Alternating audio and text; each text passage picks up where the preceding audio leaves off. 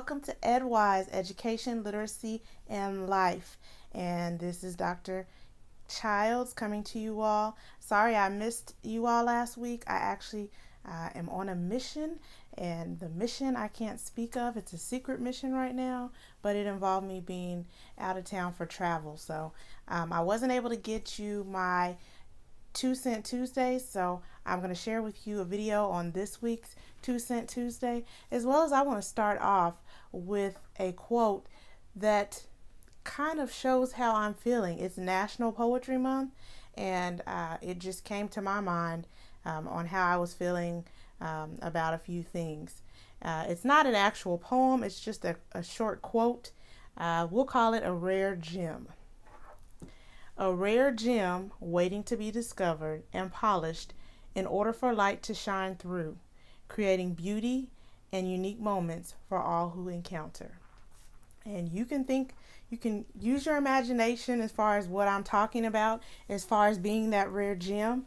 But let's just say that rare gem hopefully will soon be collected by someone or something very, very soon. Don't run too wild with the imagination, though. Let's be clear. All right.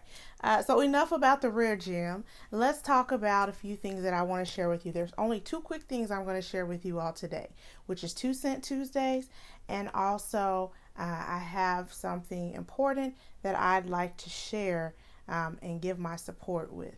So the first thing is I did a 2 Cent Tuesday, and I discussed using poetry to teach music. Since it's National Poetry Month, this was always my favorite month when I was in the classroom as a classroom teacher. Even though we had testing, I always found a way to get through testing with some creativity and a little bit of spark.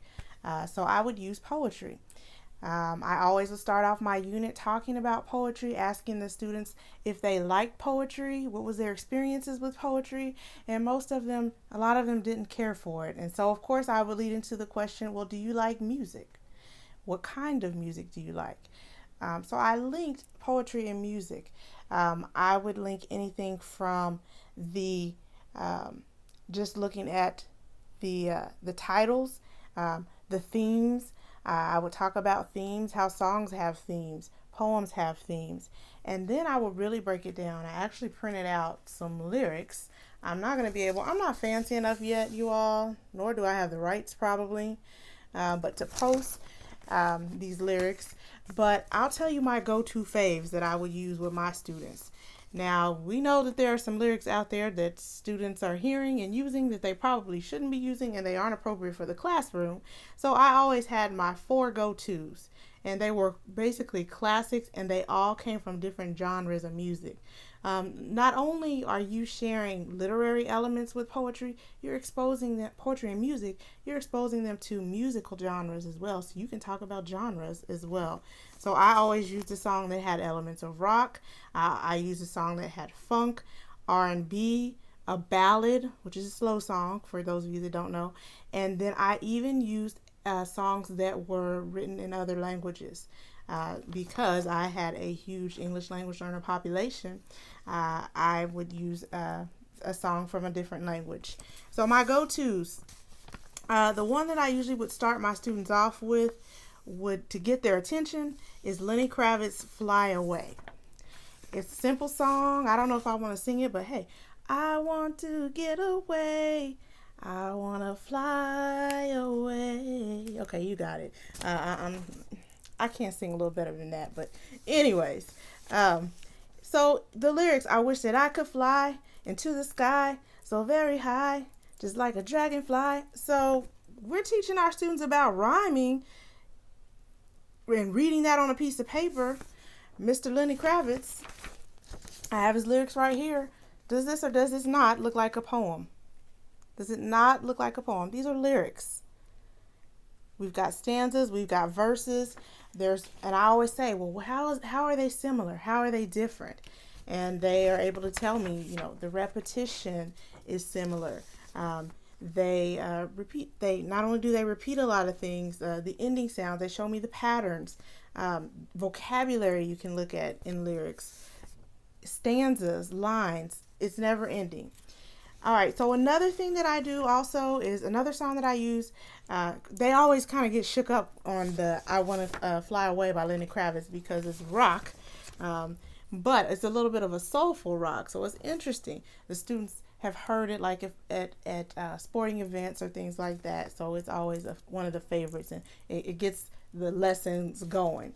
Another one I use, I go way back. I use Earth, Wind, and Fire, Shining Star. Again, when you wish upon a star, your dreams will take you very far. But when you wish upon a dream, life isn't what it always seems. What you see on a night so clear, in the sky so very dear. So that the rhyming patterns. But then, of course, this one doesn't rhyme the whole song. It does change up a little bit, so it has a little bit more dynamic to it. Then I slow it down for the students, and one of my favorite singers, R.I.P., is Miss Whitney Houston. I use the lyrics to The Greatest Love of All. I provide the students with the copy. And I say, well, how does this one look different than some of the others? And they'll say it's a lot longer, a lot more words, as well as it doesn't necessarily rhyme, but it's still poetic. It's still written in stanzas. It's still written with verses. Another excellent one that I use. And then the last one, since I had a lot of Spanish-speaking students in my class, and being here in Texas, I always use the Selena song, one of my favorites, Como la Flor.